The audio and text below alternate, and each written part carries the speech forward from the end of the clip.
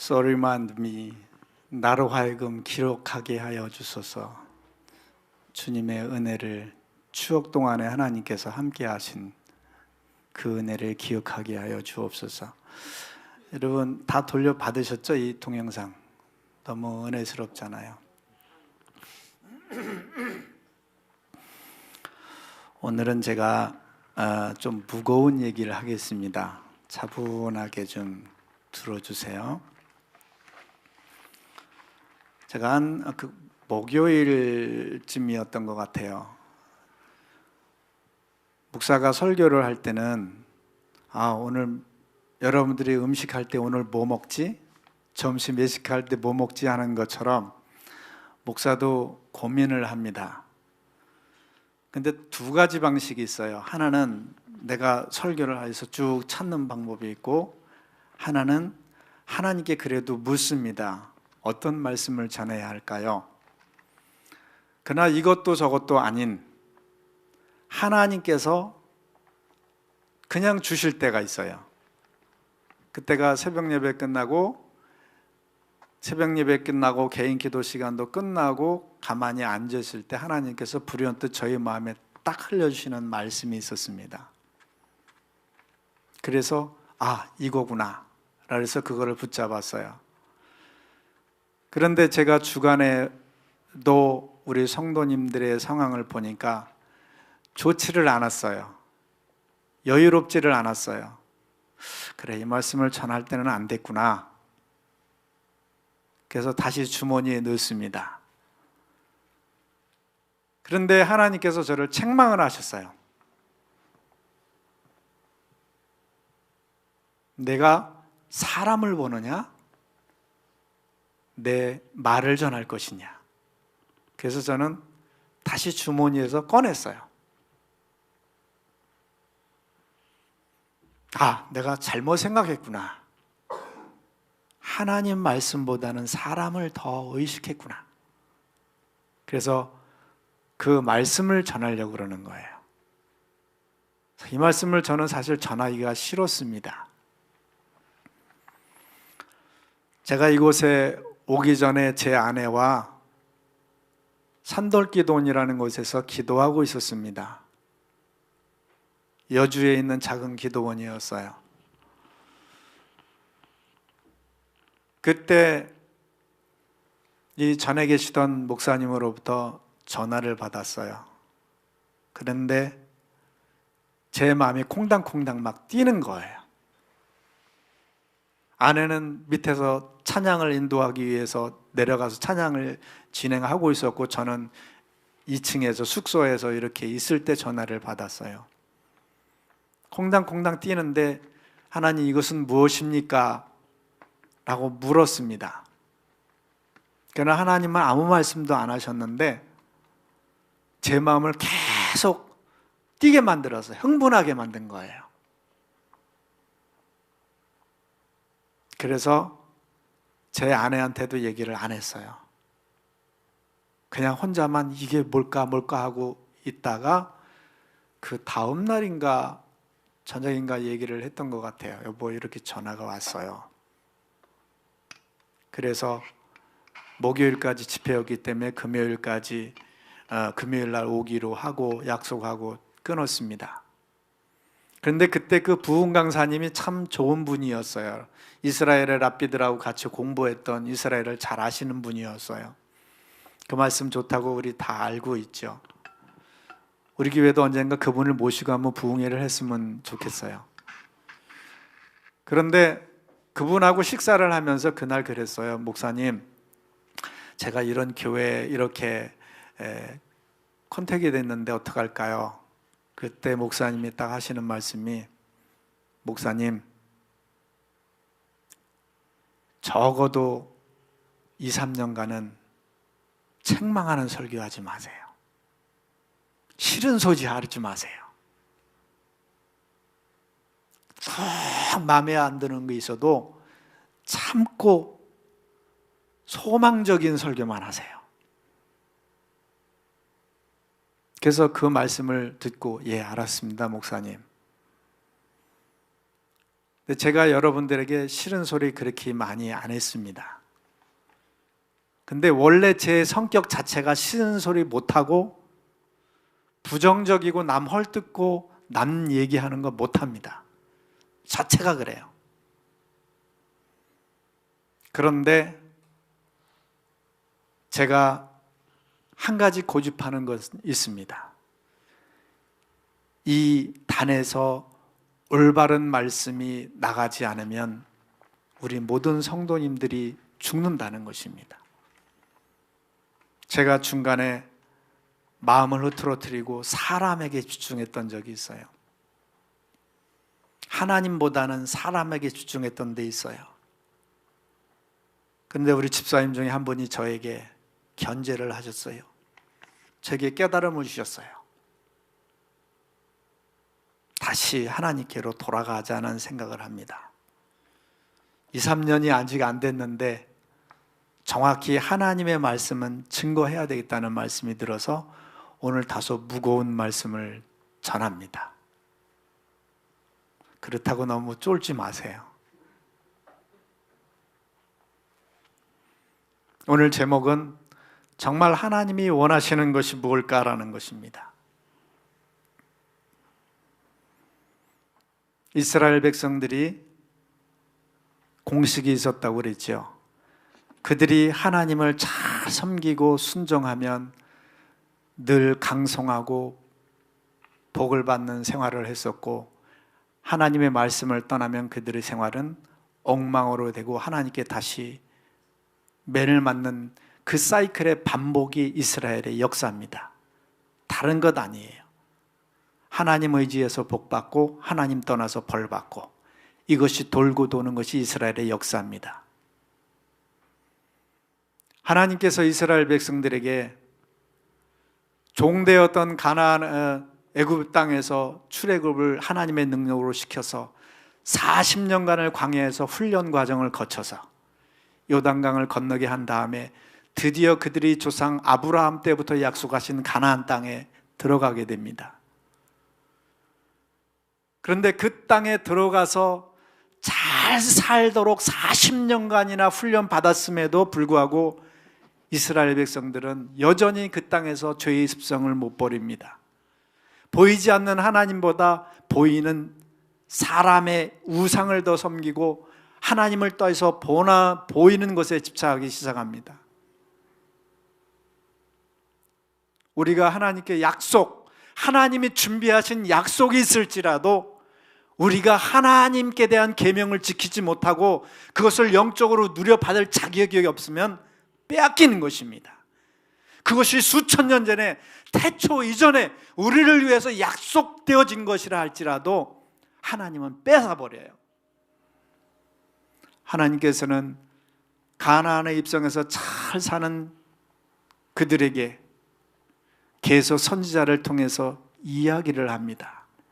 얘들아, 하나님 말씀 지켜라, 들어라, 귀하게 여겨라. 그런데 이스라엘 백성들은 따르질 않아요. 그 말을 듣기를 싫어해요.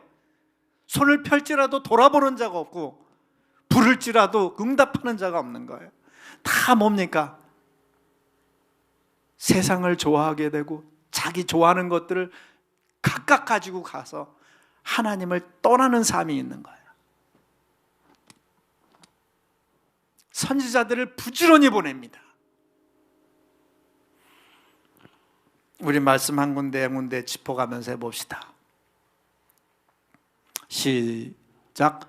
내가 칼과 기근과 전염병으로 그들을 뒤따르게 하며 그들이 세계 여러 가운데 흩어 학대를 당하게 할 것이며 내가 그들을 쫓아낸 나라들 가운데서 저주와 경악과 조소와 수모의 대상이 되게 하리라. 여호와의 말씀이니라. 너희들이 내 말을 듣지 아니했기 때문이라. 내가 내 종 선지자들을 너희에게 꾸준히 보냈으나 너희는 그들이 말을 듣지 아니하느니라. 여호와의 말씀이니라. 하나님께서 그들이 약속의 땅에 머물러 안연히 살고 있지만은 그들을 흩어버리시고 이방 나라에 붙잡혀가서 저주를 받고 조소를 당하고 비참한 생활을 하게 하신다는 것입니다. 그 이유가 무엇이냐면 하나님께서 자신의 종들을 끊임없이 보내서 권고하고 권고했는데도 불구하고 끝까지 말을 안 듣는 거예요. 그때 하나님은 매를 치시기 시작하는 것입니다. 여러분, 어느 목사님이 그런 우스운 말씀하셨어요. 여러분, 좋은 말 할 때 들으십시오. 좋은 말 할 때 드셔야 돼요. 이거 중요한 말씀입니다.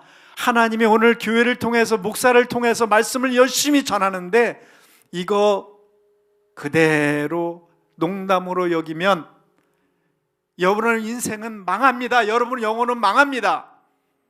오늘 우리가 기억하시죠? 에서가 밖에 열심히 사냥하느라고 다니면서 배가 고팠습니다. 한 마리도 못 잡았어요. 집에 왔더니 자기 동생 야곱이 팥죽을 맛있게 끓이고 있어요. 야, 팥죽 나 좀 줘. 안 돼. 좀 줘라. 야곱이 얘기합니다. 그럼 형, 조건이 있어. 형, 장자의 명분 나한테 팔어. 장자의 명분이라는 건 축복권을 얘기하는 겁니다. 상속권을 얘기하는 거예요. 이스라엘의 우리나라도 그 많은 부분 그렇지만은 아버지가 죽으면 그 상속을 장자가 받게 돼 있어요. 그거 나한테 팔어. 그래, 이 장자 명분 이게 뭐냐? 너 다 가져.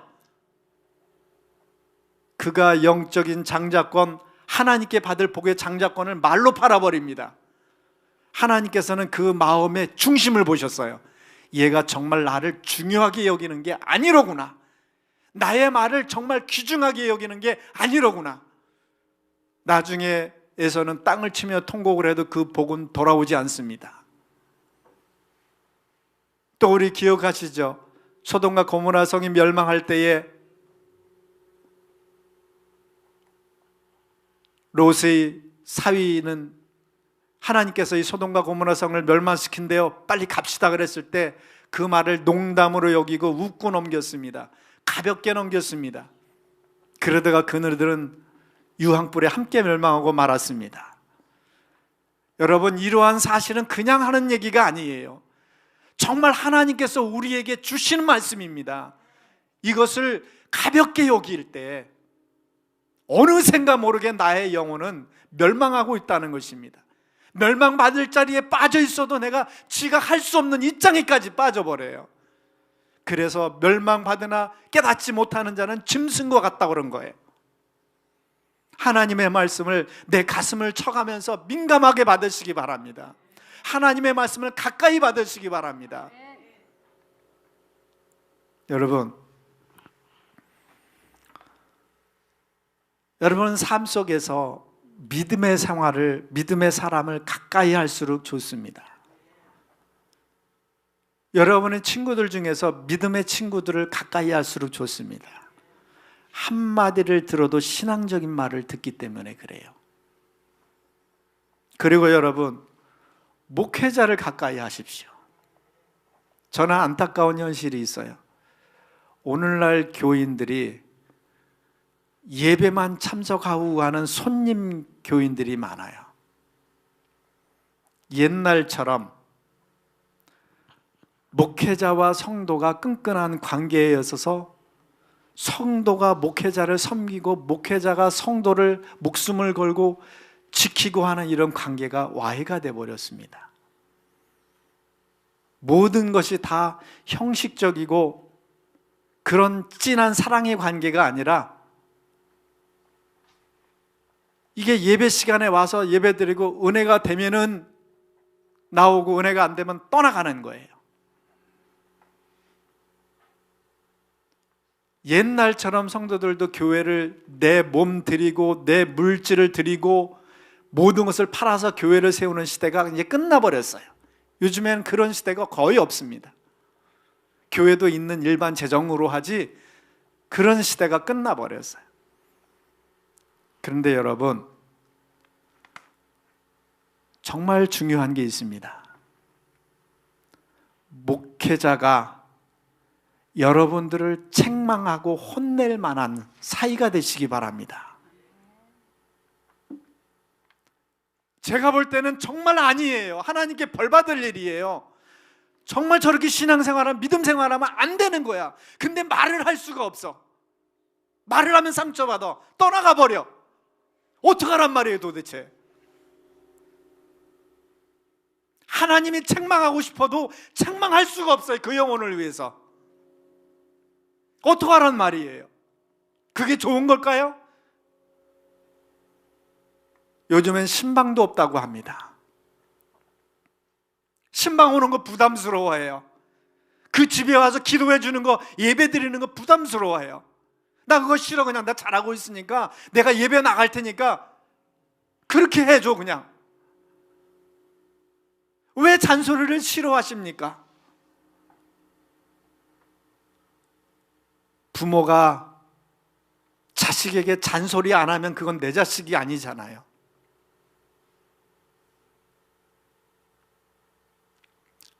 적어도 목사가 여러분들에게 마음껏 혼낼 수 있는 그런 믿음이 있으시기 바랍니다. 도대체 혼을 내고 바로 잡으려고 해도 잡히지가 않는 거야. 이 교회 싫으면 저 교회라고, 저 교회 싫으면 이 교회 가고, 도대체 하나님은 누구를 통해서 그 영혼을 바로 잡을 거예요? 자기 혼자 잘났다고 떠드는데. 아니에요. 그 영혼 망하는 거예요. 망하는 거예요. 우리가 전에 그런 얘기를 했습니다. 옛날은 기술을 배우려고 좀 이따 맞으면서, 뺨 맞으면서 사장에게 굽신거리면서 배우는데 요즘엔 그렇게 배우는 사람도 없대요. 젊은 사람들이 일 시키면 화장실 갔다 오게 하고 이미 집에 가버려. 기술을 배우려고 하지 않아요. 세대가 악해져 버렸어요. 요즘에는 너무너무 자식들을 귀하게 키운다고 해서 혼내지도 않아요. 망하는 겁니다. 망하는 겁니다. 옛날에는 우리 연서 요노만한 나이 때 자기 동생을 얻고 밥을 하고 빨래를 하고 다 했어요.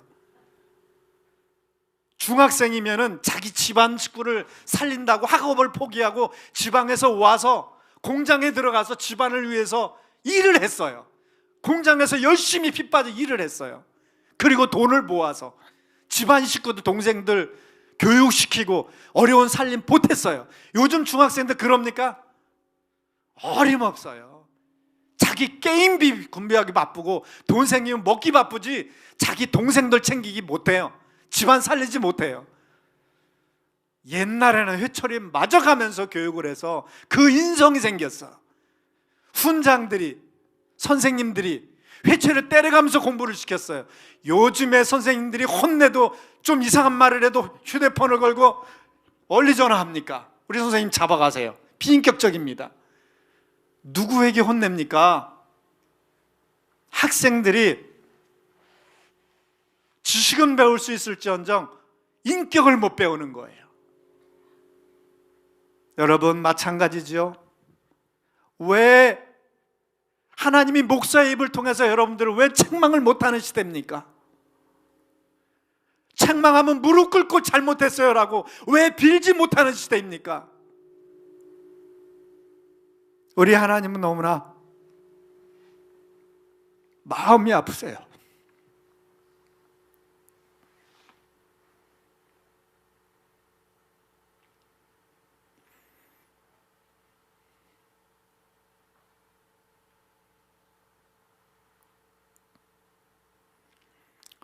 우리 하나님이 우리에게 하시는 말씀은 잘되라고 얘기하시는 겁니다.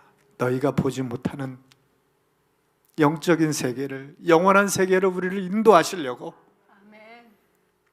사는 말씀을 하시는 거예요. 생명의 말씀을 하시는 거예요. 왜 그 말씀을 그렇게 가볍게 여깁니까? 하나님이 하라고 그러면 해야 사는 거예요. 먹지 말라고 그러면 먹지 말아야 사는 거예요. 오늘 선지자를 통해서 계속 얘기하잖아요. 여호와의 말이니라 내가 너희들에게 내 총도를 보내서 그렇게 얘기를 했는데 왜 말을 안 듣느냐. 수없이 많이 보냈는데. 사랑하는 여러분, 제가 여러분을 위해서 할 수 있는 것이면 다 하고 싶어요. 저는 제 욕심 없어요. 그러나 저는 작심을 했습니다. 여기서 하나님 말씀 전할 거라고.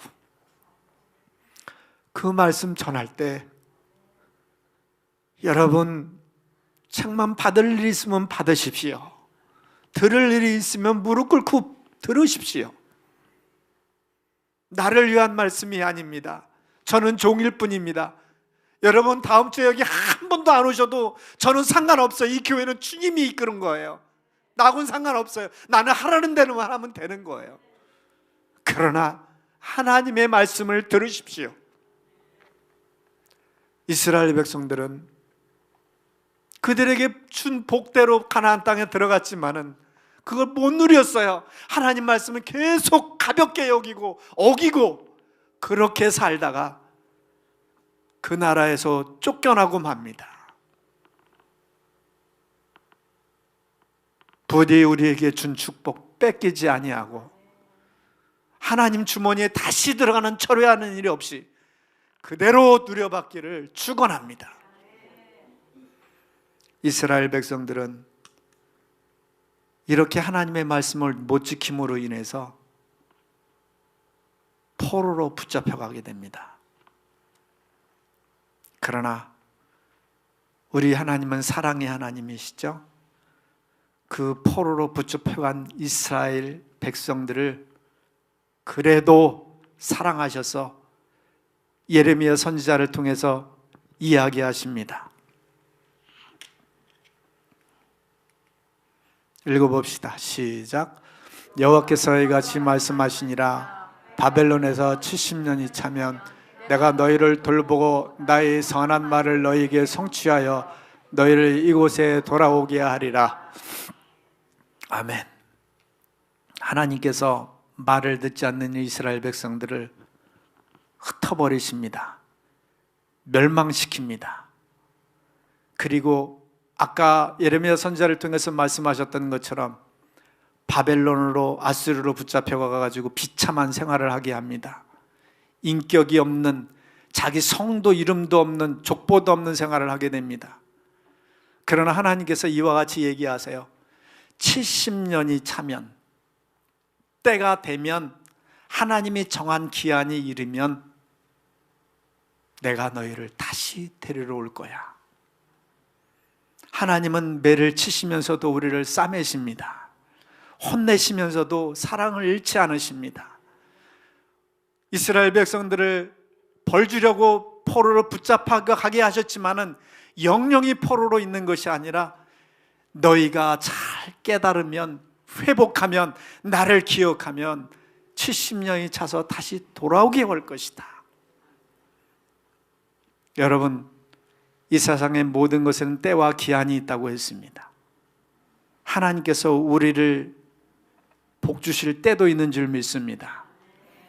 저희 집에 올라가면 거실에 창문가에 둔 선인장이 있어요. 저희 어머니한테서 갖고 왔는데 이게 얼마 전은 조그만 몽우를 피더니만 지금은 빵빵 2단으로 꽃이 폈어요. 한 단 펴고 그 다음에 또 거기서 다운 데서 나와서 또 피는 거예요. 너무 멋있어요. 때가 되니까 꽃이 피더라고요. 때가 되니까, 하나님의 때가 되면 여러분도 꽃이 필 날이 있을 줄 믿으시기 바랍니다. 분명히 때는 있습니다. 근데 이스라엘 백성들은 70년간 무슨 때입니까? 벌 받을 때예요. 자숙할 때예요. 자중할 때예요. 하나님께서 이스라엘 백성에게 녀석들아 너희들 잘못했지? 벌을 주고 있는데 벌 받는 것이 아니라 그곳에서 원망하고 그곳에서 하나님은 우리를 버리셔서 포기하고 돌아서는 그 삶이라면 하나님은 다시는 회복을 주지 않습니다. 우리가 벌 받는 기간입니까? 자중하고 자숙하는 기간입니까? 그러면 우리는 하나님의 기대에 맞게 그 기간을 하나님께 회개하면서, 나를 다듬으면서, 나를 고치면서, 회복하면서 이런 기간을 지내야 돼요. 이런 기간이 그냥 무의미하게 지난다면 70년이 아니라 140년도 평생도 모자랄 거예요. 여러분, 분명히 하나님께서는 우리에게 벌 주는 기간도 기간이 있습니다. 때가 있습니다. 그 기간이 그냥 흘러가 버리지 않게 하십시오. 분명히 하나님께 얻을 것이 있고 내가 이루어져야 그 때가 돌아오는 것입니다. 누구를 감옥에 집어넣었어요? 법적으로 집어넣었어요. 집어넣는데 그 사람이 감옥에서 이를 부드득 다다득 깔면서 내가 나가기만 해봐라, 그놈을 내가 죽이고 말리라, 그 사람 인생은 끝난 것입니다. 그러나 감옥에 있는 동안에 참잠이 자신을 돌아보면서 내가 내 인생을 이렇게 살면 안 되지, 다시 한번 새롭게 살아볼 거야, 자기 마음을 추스리면서 그렇게 각오하면서 준비한 사람은 새로운 삶을 살아가게 됩니다. 이스라엘에게서 70년은 다시 죽느냐 다시 사느냐 하는 문제입니다. 하나님께서 우리에게 어떤 기간을 주셨다면 그 기간 동안 충분히 하나님의 뜻이 이루어지는 기간이 되기를 축원합니다. 그래야 돼요. 그래야 하나님께서 70년 주신 의미가 있는 겁니다. 이제 이스라엘 백성들이 그렇게 바벨론으로 붙잡혀 갑니다. 붙잡혀 갔을 때 때가 되어 고레스라는 왕이 있을 때 고레스라는 왕이 꿈을 꿉니다. 그리고 이스라엘 백성들을 고국으로 돌려보냅니다. 너희 중에서 이곳에 살아도 좋고 가도 좋다. 그리고 주위의 모든 사람들에게 명령을 합니다. 이스라엘 백성들이 갈 때 금도 주고 은도 주고 의복도 주고 모든 성전을 재건할 수 있는 재료들을 다 주어라. 우리 하나님 멋있는 하나님이 아닙니까? 그들이 이스라엘 자력으로는 도저히 회복할 수 있는 가능성이 없는데 하나님께서 고레스 왕이 꿈을 꾸어서 그에게 마음을 주어서 이스라엘 백성의 성전을 재건하도록 만듭니다. 하나님을 믿는 그 성전, 믿음의 상징인 성전을 재건하도록 만듭니다. 내가 아니라, 우리가 아니라, 이스라엘이 아니라 하나님이 그렇게 하도록 만드십니다. 그러기 위하여 세계 역사를 돌리세요. 분명히 바벨론에 붙잡혀 갔어요. 근데 바벨론이 여러분이 세계사 공부를 하시면 알겠지만 바벨론이 누구에게 멸망합니까? 페르시아에게 망하잖아요. 이제는 여기에 나온 파사가 페르시아입니다. 페르시아. 그 다음에 누구에게 망합니까? 수리아에게 망하잖아요. 그 다음에 이제 로마로 이렇게 나가잖아요. 그때 정권이 바뀌어서 나라가 바뀐 거예요. 바벨론에서 페르시아로 바뀌어 있어요.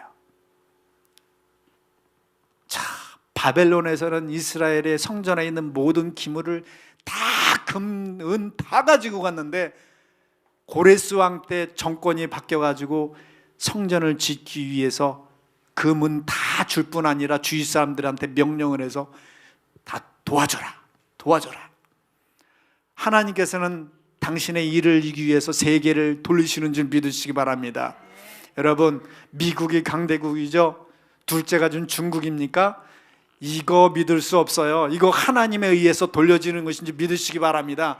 하나님의 프로그램에 의해서, 계획에 의해서 다 돌아가고 있는 거예요. 우리가 볼 때 우리 작은 나라인데 하나님 관심 있을까? 저게 엄청나게 큰 나라인데 아니에요. 아무리 큰 나라라 할지라도 그 큰 것을 하나님께서 작은 것을 위해서 사용하시는 줄 믿으시기 바랍니다. 그래서 고레스의 마음을 감동시킨 거예요. 그래서 이스라엘 백성들이 그곳에서 돌아옵니다. 우리가 우리 고국에 돌아가게 됐다. 근데 바벨론에 의해서 멸망할 때 이스라엘은 이미 성이 다 무너졌어요. 성전은 다 파괴가 되었습니다. 이스라엘 백성은 제일 먼저 와가지고 그 성전을 열심히 뚝딱뚝딱 재건을 합니다. 그래, 이 성전은 우리의 생명이야. 하나님께 복을 받는 비결이야. 복을 받는 통로야. 하나님을 믿는 기둥이야. 열심히 성전을 건축합니다. 그런데 이 성전을 건축할 때 쉽습니까? 이웃 동네에 있는 사마리아에 있는 사람들이 성전을 재건하는 것을 보고 방해를 놓기 시작합니다. 방해를 놓는데 어떻게 방해를 놓습니까? 와가지고 사람을 은근히 죽이기도 하고요, 위협하기도 하고요. 그래가지고 이스라엘 백성들은 한 손에 곡괭이를 들고 망치를 들고 한 손에는 칼을 들고 양손으로 일을 하기 시작합니다. 한 손으로는 적 사마리아를 막고 한 손으로는 성전을 재건합니다. 열심히 재건하는데 이 사단의 세력이 만만합니까? 중간에 포기 못합니다. 긴장을 하고 정신을 바짝 차려도 이겨낼 수가 없습니다. 우리가 하나님 일을 하고자 할 때, 우리가 선한 목적을 향해서 나갈 때 사단은 가만히 있지 않습니다. 끊임없이 우리를 괴롭히고 그 일을 포기하게 만들어요. 그래서 이스라엘 백성들은 포기하게 됩니다. 성전 짓는 것을 포기하고 15년, 16년 지날 때 시점에 하나님께서 학개 선지자를 일으켜서 말씀하십니다. 그때 뭐라고 말씀하시느냐? 오늘 말씀이에요. 읽은 말씀이에요. 너희들이 아침 일찍부터 저녁까지 열심히 일하는데 피곤하지. 그러나 너희 삶이 풍족하지 못하지. 새 빠지게 일하는데 통장에 돈이 안 모이지. 뭔가 열심히 해서 집에 갖고 갔는데 이걸로 저걸로 다 찢어 말기다 보니까 뭐 여유 있는 돈도 없는 거예요. 살기는 열심히 사는데 뭔가 풍요로움이 없는 거예요. 밭에 곡식을 심었는데 거두는 게 적어. 농사를 하는데 이게 난데없이 메뚜기 떼가 와서 다 먹지를 않나. 뭔가 투자를 하는데 갑자기 어떤 바람이 불어서 모든 게 다 무너지지 않나. 도대체 이런 일들이 막 일어나는 거예요. 이스라엘 백성들은 그 삶이 이건 경기가 안 좋아서 그래. 인생의 삶이 다 그런 거야. 그러나 하나님께서는 얘기합니다. 얘들아, 잘 살펴봐라. 왜 그런지. 그때에 이 말씀을 하신 겁니다. 우리 말씀을 또 봅시다. 시작.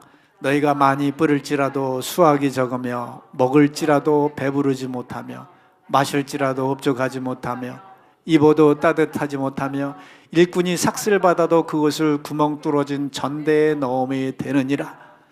자, 우리가 뭔가 많이 노력을 해도요, 안 되는 겁니다. 그리고 아무리 노력을 해도 내가 원하는 그 기대에 못 미쳐요. 내가 뭔가 열심히 마시고 뭔가 하는데도 마음에 기쁨이 없는 거예요. 그러나 하나님께 은혜를 받으면 없어도 마음이 평안합니다. 없어도 만족합니다. 하나님의 은혜를 받지 못하면 있어도 불평스럽고 부족한 거예요. 그래서 하나님께서 천국이 여기 있다 저기 있다 할 것이 아니라 우리 마음속에 있다고 그런 거예요. 우리 마음에 이루어지는 겁니다. 풍요로움이 우리 마음속에 먼저 이루어지시기 바랍니다. 세상에 열심히 뿌린다고 되는 거 아니에요. 하나님께서 우리 마음속에 하나 가지도 백처럼 만족할 수 있는 마음, 이게 있어야 되는 거예요. 그 능력이 무엇이냐? 하나님께서 주시는 겁니다. 하나 가지도 백같이 만족하십시오. 세상에서는 백도 하나처럼 부족한 겁니다. 이걸 얘기하는 거예요. 너희가 입어도 따뜻하지 못해 만족한 마음이 없는 거예요. 일꾼이 삭슬받아 그것을 계속 넣어도 이게 없는 거예요. 왜? 구멍이 뚫어졌으니까 자꾸 나가는 거지. 이런 현상들을 얘기하고 있어요. 시작. 너희가 많은 것을 바랐으나 도리어 적었다. 너희가 그것을 집으로 가져갔으나 내가 불어버렸느니라. 그러므로 너희 말미암아 하늘은 이슬을 그쳤고 땅은 산물을 그쳤으며. 여기서 보니까 많은 것을 바랐지만 오히려 적었다고, 내 기대에 못 미치는 것이 옵니다. 너희가 집으로 가졌지만 내가 훅 불어버려. 집안에 한 명 병자가 있어봐요. 우환이 있고 그걸로 인해서 모은 재산 다 날아가잖아요. 없어지잖아요. 하나님께서 우리의 물질 많이 쌓아놨다고 그거 교만할 거 아니에요. 어느 날 갑자기 아프게 하면, 뇌졸중 탁 걸리면, 중풍 걸리게 하면, 하나 딱 막아놓으면 조그만 시필줄 하나도 머릿속에 막아놓으면 그 집안 망하는 겁니다. 하나님께 있는 거예요. 여러분, 하나님께서 훅 불어버리시면 우리의 재산이 뭐가 됩니까? 우리 하나님의 말씀은 사실로 믿으시기 바랍니다. 우리 하나님께 달려 있어요. 시작. 내가 이 땅과 산과 곡물과 새 포도주와 기름과 땅의 모든 소산과 사람과 가축과 손으로 수고하는 모든 일에 한재를 들게 했느니라. 우리가 하는 모든 삶의 영역의 모든 방법, 모든 프로젝트, 모든 사건에 하나님께서 복을 주지 아니하시면 피곤합니다. 그 이유를 뭐라고 얘기했을까요? 그 이유를 한번 또 봅시다. 시작. 만군의 여호와가 말하노라. 이것이 무슨 까닭이냐? 내 집은 황폐하였을 때 너희는 각각 자기의 집을 짓기 위하여 빨랐습니다. 이 성전이 황폐하였거늘 너희가 이때 판벽한 집에 거주하는 것이 옳으냐? 그러므로 이제 만군의 여호와가 이같이 말하노니 너희는 너희 행위를 살필지니라. 지금 하나님께서 얘기하시는 것은 무엇입니까? 이들이 하나님과의 관계의 상징인 믿음을 회복하는 데는 관심이 없어요. 하나님의 전을 수축하는 데는 관심이 없습니다. 그럴 만한 명분이 있어요. 그럴 만한 이유가 있어요. 그들은 오랫동안 포로에 붙잡혀 있었지요. 자유가 없었지요. 마음껏 누릴 수가 없었죠. 그래가지고 고국에 와서 그만큼 살만하기도 해요. 그러나 정말 중요한 것은 돌아온 게 누구냐? 돌아오게 한 게, 붙잡혀게 하게 한 게 누구냐? 너를 살게 하는 게 누구냐? 하나님이 아니더냐? 그 하나님과의 관계를 올바로 가져야 되는데 이곳에 관심이 없고 자기 육체를 즐기고 자기 것을 소욕을 삼는 데 바빴다는 것입니다. 하나님이 괘씸한 거지요. 하나님의 마음은 다른 게 아니에요. 하나님이 성전에 욕심이 있으시겠습니까? 하나님이 큰 성전을 짓기 바라셔서 그런 걸까요? 하나님은 전혀 그런 데 관심 없어요. 이스라엘 백성이 잘못했을 때는 자기의 이름을 둔 거룩한 성전이라 할지라도 이방 세력에게 무참하게 밟히도록 하셨어요. 성전이 중요한 게 아니에요. 우리 하나님께서 원하시는 것은 너와 나의 믿음의 사이다 이겁니다. 믿음의 관계라 이것입니다. 이것을 제껴놓고 너희가 너희의 삶에 그렇게 집착하니까, 우선하니까 하나님께서 다시 벌을 주기 시작하는 거예요. 다시 그 말을 떠나서, 하나님의 말씀을 떠나서 다시 자기 삶으로 돌아가는 이스라엘 백성들에게 이야기하는 것입니다. 여러분, 우리 삶이 그렇게 바빠요? 우리 삶이, 돈이 그렇게 중요합니까? 이 세상에 있는 모든 돈과 이 세상의 모든 재물들 다 누가 주셨습니까? 전능하사 천지를 만드신 하나님 아버지를 내가 믿는다고 하지 않아요. 주신 게 다 하나님이에요. 하나님으로부터 온 거예요. 근데 우리는 주신 그 물질에 관심이 있지 정작 하나님, 주신 원본적인 하나님께 관심이 적다는 거예요. 우선순위가 없다는 거죠. 그렇게 하나님이 가볍습니까? 여러분, 제가 오해 마십시오. 지난주에 여러분들이 빠졌다고 해서 제가 핏대를 올려가며 이 말씀을 전하는 거 아니에요. 하나님께서 주신 말씀이에요.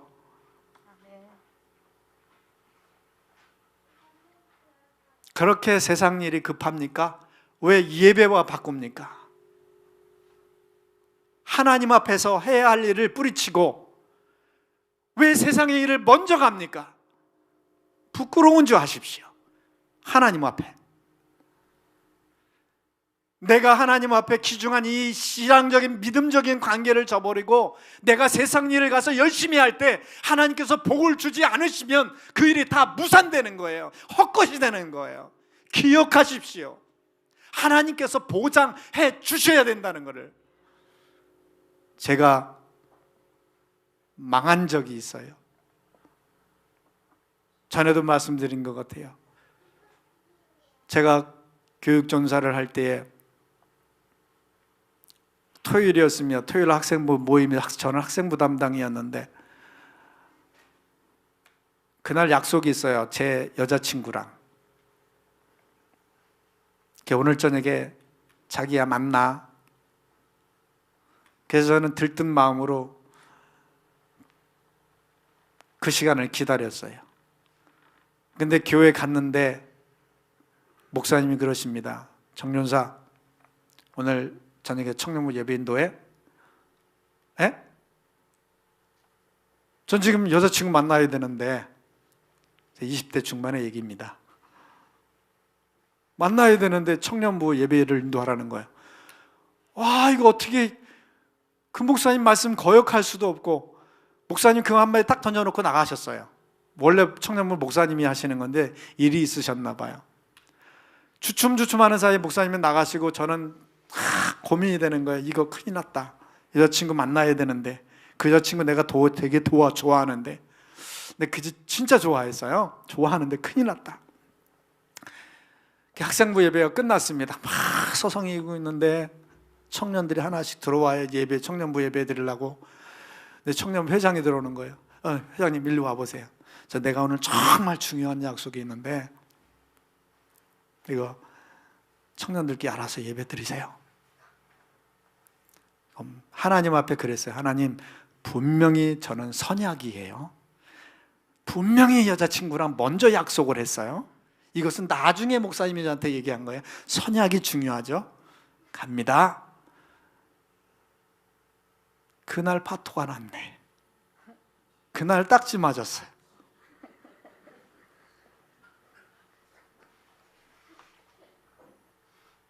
여러분, 아무리 이쁜 여자, 내가 정말 좋아하는 여자라 할지라도 하나님이 관계 안 시켜주시면 안 되는 거예요. 안 되는 거예요. 억만금이 내 앞에 놓여 있어도 하나님께서는 자기 아들 독자를 바치라고 그러잖아요. 그것과 한번 시험해 보는 거예요. 왜 거기에 넘어가요? 세상의 모든 것이 다 하나님께서 지은 것이고 하나님께서 줄 수 있는데 왜 거기에 넘어가요? 왜 넘어가느냐 말이에요. 그거 다 아무것도 아니에요. 하나님께서 주신다면 얼마든지 줄 수 있는 거예요. 여러분 욥을 기억하시죠? 자기 아내가 떠나가면서 그랬어요. 하나님을 욕하고 죽으라. 하나님이 있다면 당신이 이렇게 망할 수 있어? 그러나 욥은 끝까지 믿음을 부여잡고 하나님을 부인하지 않아요. 하나님을 저버리지 않아요. 그 모든 시험을 다 겪고 났더니 갑절의 복을 또 주시잖아요. 얼마든지 줄 수 있는 하나님이잖아요. 왜 눈앞에 있는 돈을 보고 눈앞에 있는 유익을 보고 왜 그쪽으로 방향을 가느냐 말이에요. 아니에요. 예배가 중요합니다. 주일이 중요해요. 주일 빼먹는 걸 왜 곡간 빼먹듯이 그렇게 하나씩 쏙쏙 빼먹나요? 어느 장로님은 제주도에 6개월간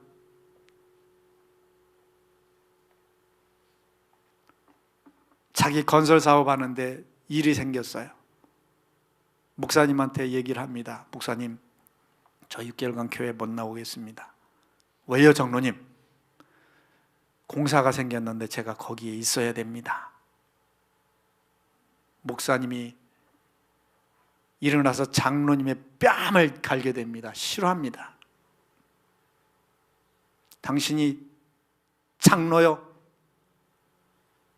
장로 그 자리에서 무릎을 꿇고 목사님 앞에 빕니다. 잘못했다고. 그리고 6개월간을 비행기 타고 매주 올라와서 예배를 드립니다. 서울의 교회예요. 나중에 그 장로님이 간증해서 한 거예요. 자기가 원래 계획했던 그 영역의 2배 이상을 수주를 받았다 합니다. 거기서 꼭 복을 조건으로 하는 것은 아니에요. 그거 안 와도 하나님이 내게 복을 안 주신다 할지라도 이만한 믿음이 있어야 되잖아요. 아까 제게 2, 3년간 싫은 소리 말라고 그랬던 목사님께서 간증하셨던 내용이에요. 너무너무 장로님이 속을 썩인다는 거예요. 장로답지 못하게. 오죽하면 장로님 불러다 그랬답니다. 장로님, 내가 하나님 앞에 이를 거야. 당신 이를 거야. 울먹이면서 그렇게 얘기했더니 장로님이 한 주간 있다가 오셨더래요. 목사님, 이러지 마세요. 정말 이러지 마세요. 하나님 앞에 이러지 마세요. 여러분, 이스라엘에게 그런 이유가 있어요. 너희들 왜 이렇게 어리석냐?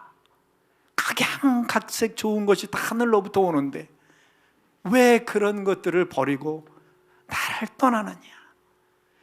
여러분, 제가 문자적으로 주의를 지키고 예배를 빠지고 이거 흑백 논리로 얘기하는 거 아니에요. 생명보다 귀한 일이 있으면 빠질 수 있죠. 대신할 수 있죠. 그러나 하나님께서 그 심령을 아세요. 여기에 본문 말씀에 보니까 아직은 성전을 이룰 때가 되지 아니하였느니라 라고 이스라엘 백성들이 스스로 생각한다고 그랬어요. 그거는 핑계인 것입니다. 급한 일이 있으면 물론 빠질 수 있어요. 그것 때문에 지옥 가고 천국 가는 거 아니에요. 하나님도 이해하십니다. 그걸 제가 말씀드리는 것이 아니에요. 우리 마음 중심에 정말 하나님이 먼저냐, 무엇이 먼저냐, 이것을 얘기하는 겁니다. 여러분, 하나님 앞에 맡은 일 철저히 하십시오. 예배 철저히 지키십시오. 가능한 지키십시오. 그 예배 시간에 다른 거 줄 것, 제가 조금 아까 흑백 논리를 말씀드리는 게 아니라고 말씀을 드렸어요. 시험 들지 마세요. 정말로 모든 것은 하나님께로부터 왔다는 것을 믿는다면 내 마음의 우선순위가 결정이 될 것입니다. 결정이 될 것이에요. 여러분, 오늘 학교에서 말씀을 통해서 우리에게 가르쳐 주십니다. 내가 눈에 보이는 세상 것이 먼저냐, 그 모든 것을 창조한 내가 먼저냐, 무엇이 너에게 더 중요하더냐. 사랑하는 여러분, 저는 이 시간 좀 강한 어조로 말씀을 드렸어요. 그러나 강한 어조가 제 딴의 강한 어조지요. 제가 자랐던 수원지일교회 그 안중성 목사님, 몇 대째 총회장인지 모르겠어요. 합동처 총회장님이셨던 그 목사님, 제가 눈에 선해요. 주일날 맹목적, 지금 보면 맹목적 보수였죠. 그러나 저는 그 목사님의 중심을 압니다. 주일날 차 못 타고 오게 해요. 그래서 제가 3시간을 걸어서 용인군에서 수원까지 5살 난 동생을 걸려서 7살 때 거기를 갔던 거예요. 차 못 타고 다니기 위해서. 주일날 TV 못 보게 하죠. 주일날 학교 가는 거 꿈도 못 꾸죠. 정말 보수적으로 가르쳤어요. 그 맹목적 보수가 틀렸다 맞다 그게 중요한 게 아니라 그 목사님이 하나님을 향한 중심을 알아요. 근데 어느 날 교회, 옛날에는 빨간 벽돌로 교회를 짓잖아요. 빨간 벽돌 거기에 옆에 벤치들이 쭉 있었어요. 교회 벤치가 있었는데 안은옥, 잊어먹지도 않아요. 그 목사님이 안중성 목사님이었는데 안은옥 저희 선배였는데 저기서 막 놀았어요. 그때 하면 누님 나이가 그때 고등학생 정도 됐던 것 같아요. 뭔가 막 놀고 있는데 너 오늘 와, 이리 와보라고. 이북 사람이었어요. 목사님이 그때 슬리퍼를 신고 있었어요. 슬리퍼를 신고 있던 걸 벗어가지고 뺨을 팍 때리는데 모두 다 놀랐어요. 정말 놀랐어요. 아니, 목사님 맞아? 어떻게 슬리퍼를 벗어 자기 딸의 뺨을 때릴 수가 있어? 저는 그게 옳다고 봅니다. 평생 그 딸의 마음에서 하나님을 어떻게 섬겨야 한다는 것이 떠나지 않을 것 같아요. 떠나지 않습니다. 우리는 인격적인 문제를 따지죠. 그러나 저는 그거를 논외하고 그 딸에게 있어서 주일 성수는 생명이다. 그것이 그 딸을 살리게 할 것이라 믿습니다. 왜 이스라엘 백성들이 조그만 잘못을 가지고 그거 용서하지 하루아침에 몇만 명을 죽이고 수많은 사람을 죽였느냐? 그것은 하나님이 그토록 강조하고 싶은 것이 있었던 거예요. 여러분, 저도 할 수만 있으면 여러분의 영혼을 위해서 어떤 것이라도 보여서 오랫동안 여러분의 영혼에 유익이 될 만한 교훈을 남겨드리고 싶어요. 하나님을 귀하게 여기십시오. 그 예배를 중요하게 여기십시오. 그 주에 섬기는 교회를 중하게 여기세요. 여러분, 왜 교회 청소 시들해졌나요? 여러분 청소하는 거 문제가 아니에요. 솔직히 말해서 저는 평상시에 있으면 청소 다 해요. 할 것도 없어요. 그게 중요한 게 아니에요. 우리들의 마음이 성전에 있는 거잖아요. 왜 모임이 시들해졌나요? 왜 흩어졌나요? 여러분도 행복하세요? 아니에요. 함께 주 이름으로 모여서 기도하고 나누고 함께 으쌰으쌰 할 때 우리의 영혼이 풍성하고요, 더 즐겁고 기쁩니다. 내 생활이 아무리 바빠도 나중에 공허해집니다. 우리 학생들 좀 있으시죠? 오늘 설교가 길었어요. 이제 마칠게요. 여러분, 죄송합니다. 말씀이 길어서. 근데 이런 시간은 자주는 없을 것 같아요. 그러나 저의 마음의 중심은 하나님의 마음입니다.